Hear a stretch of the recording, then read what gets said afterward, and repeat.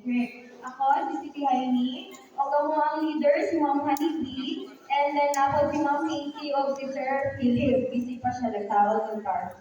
Okay, so ang ato ang buhaton today is tupad payout. Kato ba tawag yung ipirmahan sa office? Di ba na ito sa opisina ni Perma, dagan yung ipirmahan.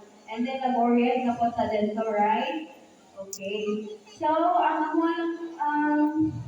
on behalf of our office and also ang mga Christy o Protecto ng mga provincial head, na ngayon ay pasalamat sa iyo because kung wala mo, kahit hindi ma-success ang atuang tupad payout. Yung sweldo na madawa today is inyo haragon. That's it. Okay, wala yung ngayon sa inyo ha.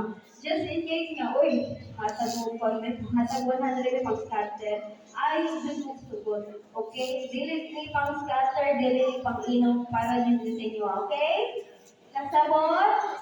Okay, very good. Then, naariya ang mga contact number o ang mga telephone number. Pwede mo manawag sa mga in case nga na ay mga yun sa inyo. Okay, tapos ang atong minimum wage manggod is 438 pesos per day. Ang atong gipirmahan is 10 days. So, 438 pesos times 10 days, ang pila inyo madawat? 4,380 pesos. So, kanang 4,300.